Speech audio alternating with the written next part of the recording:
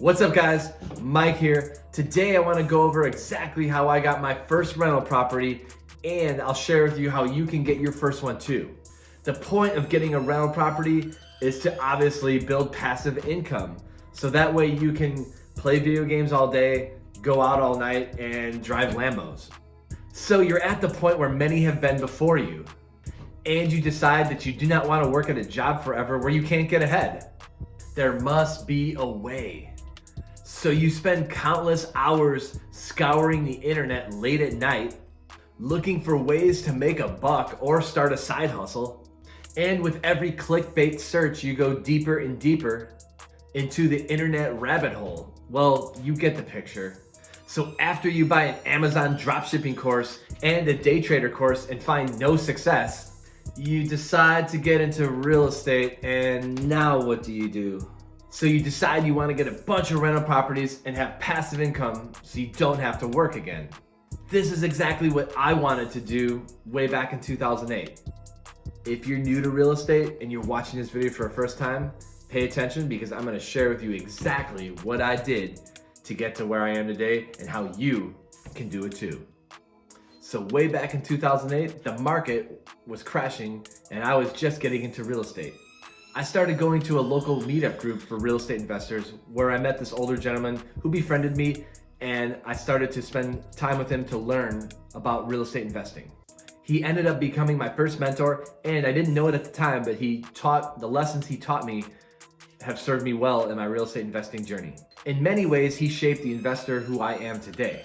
He taught me how to look for distressed properties, how to make cold calls, how to do direct mail marketing pieces, and most importantly, how to talk to people and discover if there is truly a deal to be had. So I did what most mentees would do. I was in my early 20s and I decided, hey, this guy has a lot of knowledge and he's willing to share it with me. So I went and spent time with him and I worked for free. I did all his little errands. You could say I was his little errand boy, but I didn't mind because I was getting a lot of value out of it, and I knew that someday if I applied the techniques and the knowledge that he was sharing with me, it was going to pay off. So I went to his office and I watched how he made calls. I listened to what he said. I watched him send direct mail marketing pieces out. I watched him put up banner signs and make marketing signs. I went with him on appointments to distressed sellers' houses, and I sat in the living room and watched the techniques he used and watched how he talked to these people to get them to sign over their properties.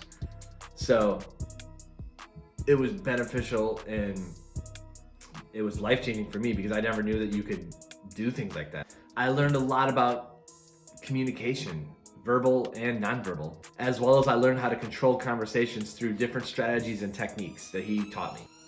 I learned a lot of conversation techniques and how to lead the customer to say that you are the answer to their real estate problem and they need to sell today. At the time, I didn't know it, but what I was truly learning was wholesale or arbitrage real estate. It's a method where you put a property under contract from a distressed seller for say 60 to 70 cents on the dollar, and then you market that contract to a list of cash investors who will then buy that property for 80 to 90 cents on the dollar, and you keep the spread.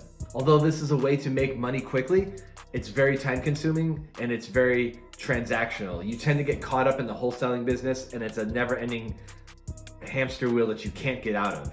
So I eventually started using it to just find rental properties, and I said, you know what, I've saved up enough money, I can do this myself. Instead of always selling off these properties to other investors, I'm gonna find a way to buy a property myself and use the marketing that I'm doing to find these properties to cherry pick and get myself the best deal that I can to start off my investing journey. So my first rental property was a small duplex. I found the owner by doing a direct mail campaign, and I got a phone call one day and the guy said, hey, I got your letter. He said he was interested in selling his property, and I asked him why. He told me that he had issues with non-paying tenants, that the building needed a lot of maintenance, and that he was out of compliance with city code violations. I saw this as an opportunity to get a discount because the property needed some work, and he was stressed out with it and just wanted it to be gone.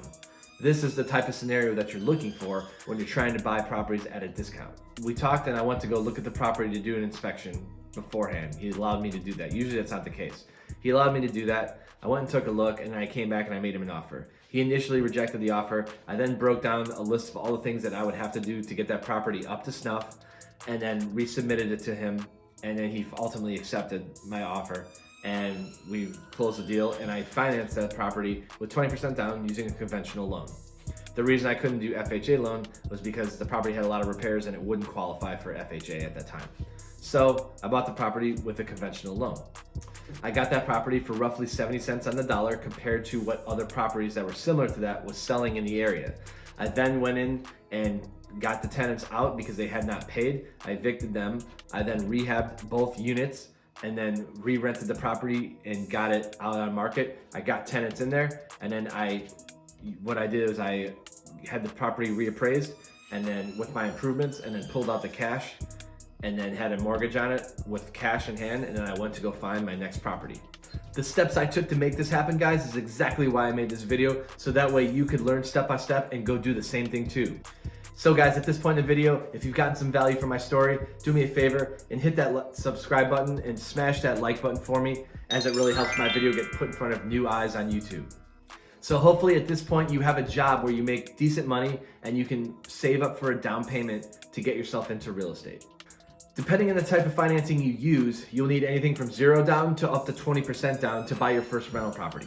But just like a football game, you're gonna need a plan to start. If you don't have a plan, you are definitely gonna fail. So start saving, because when you come across a good deal, you're gonna have to act fast and you wanna have that capital ready to go. So now that you have your savings in order, you're gonna need to get a loan. So the next question is how is your credit? Do you have a 700 score, a 640 score? Well, unless you have at least a 640, it's gonna be tough to get a loan, or at least get a loan with good rates. The point being here that while you save money, you need to also be checking your credit report and removing any inaccurate things that are on your report, so that way your credit score will go up. On a side note, guys, you can always find a partner that has a killer credit score, but if you're coming to the table with a low credit score and no money, then you're probably not ready to have a partner. For more steps on how to build your credit score up and what factors go into accounting for a good or a bad score, please see my other video about credit in the description below. And that will explain you exactly what you need to do step by step to get your credit score up to snuff. So now that you have a down payment down, you fixed up your credit score, the next thing to do is to make sure that you have your taxes done. If you are a W-2 employee, your employer will have your taxes prepared, and all you have to do is send to your CPA and you should be good to go. However, if you're self-employed like me, a lender will take your 2 previous years' tax returns and compare them, and then take the average income of both years. The next thing on your list to do is to get with your lender and discuss financing options for you based on your income. If you're going to try to buy a property with traditional financing from a bank, then you're looking at possibly a VA loan, an FHA loan, conventional loan, or a USDA or 203K loan.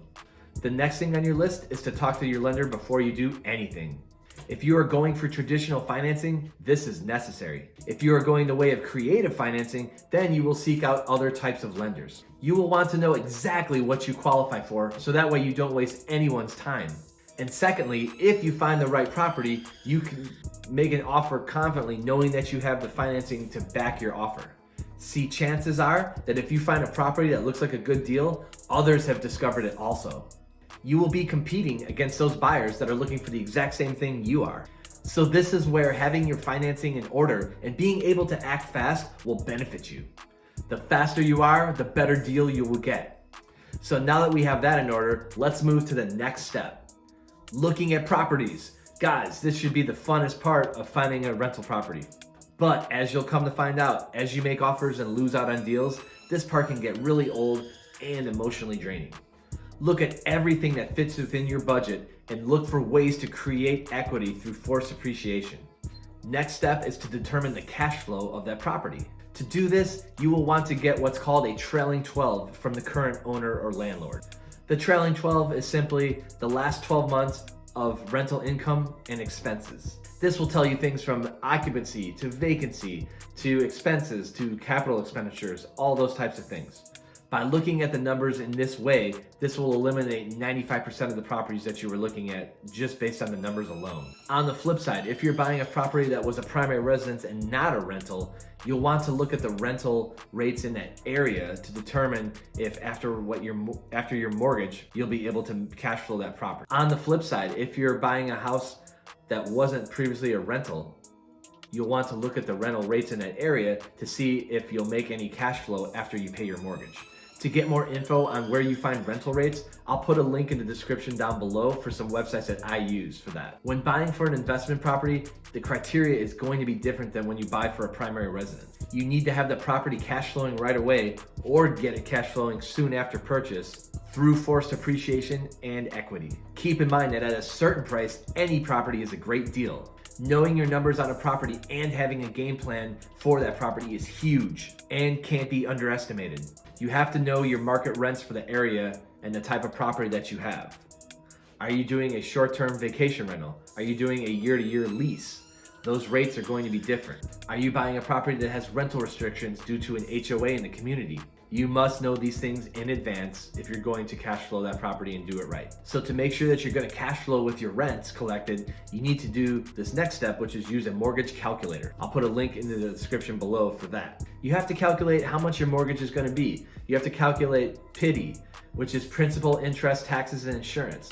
Those things will factor in to your mortgage rate and thus affect your bottom line. So now it's time to apply some strategies to your property hunt. You're going to want to look for properties that need minor cosmetic repairs. When I say minor cosmetic, I'm talking about things like paint, like cleaning up the yard, like replacing carpet with laminate flooring.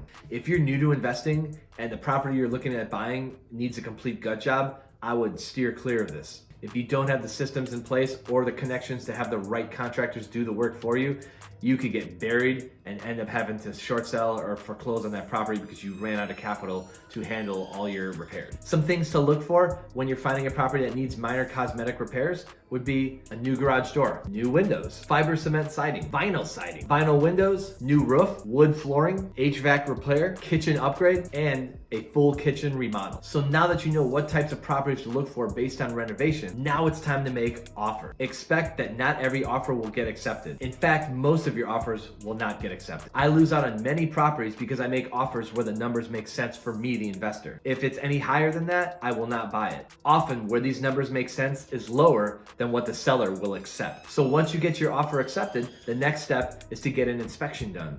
Typically, you have what's called a due diligence period, which is usually about 10 days long. During this period, you will have an inspector come out and look the property over for such items as roofing, flooring, HVAC, electrical, plumbing, any signs of leaks or mold, anything like that. Once the inspector produces his property report, you can then bring in contractors to give yourself estimates for the repairs that need to be done. This is good because you can then go back to the seller with leverage and actually ask for a price reduction if you want to incur the repairs yourself, or have the seller pay out of their own pocket to do the repairs.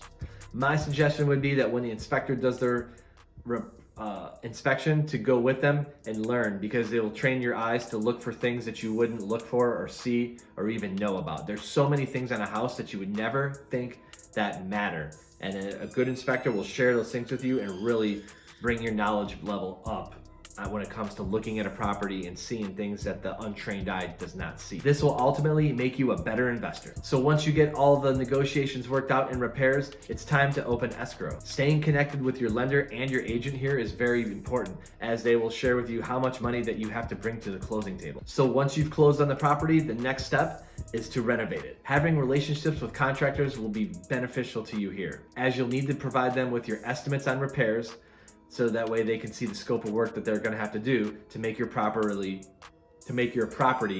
rentable. So the next step, guys, is to renovate your property. You're going to want to get with your contractors so that way they can give you the estimates and how much the work is going to cost, so you can fetch the highest rent possible for the area that you're in. To learn about estimates and dealing with contractors, see the link in the description below where you can reference my other video on dealing with contractors. You will need to have a budget figured out, so that way you don't go over budget and you can get your property rehabbed, renovated in the appropriate amount of time so you can get it rented out and cash flowing as soon as possible.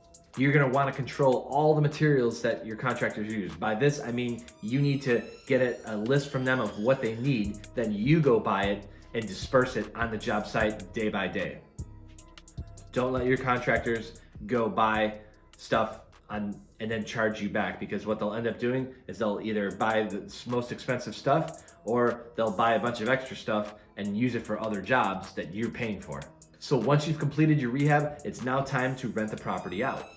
You want to make sure you take super high quality pictures and post it on as many sites as you can. I use sites like apartments.com, realtor.com, Trulia, Zillow. There's a bunch of other sites. I'll put some links down below in the description for you. The more exposure that you give your rental property, the higher chance you have of finding a quality tenant to rent it. At this point, you should know your strategy for the rental property, meaning are you going to do short-term vacation rentals or a long-term traditional lease? You can take on the risk of renting the property out yourself, but my advice would be to pass that task off to a property manager to handle it. The property manager will vet the tenants and run them through the appropriate criminal and credit background checks to make sure that you get a high quality tenant. So now that your property is rented, the next step is to begin the process all over again and start looking for another property. If you can get a traditional loan again, then go for that. If you can't get a traditional loan, then you're gonna have to look at creative financing, and I'll talk more about that in my next video. So hopefully now, guys, you have the knowledge to where you feel confident that you can go out and begin the process of finding your first rental property. I can tell you from experience, it's super addicting. Once you get that first check every month, that's passive income coming from your rental property, the only thing you wanna do is get more and more and more and increase that number. Once you make enough passive income to exceed your monthly expenses, you can now officially retire and do whatever you want all day. You can play drums all day. You can play video games all day. Hell, you can even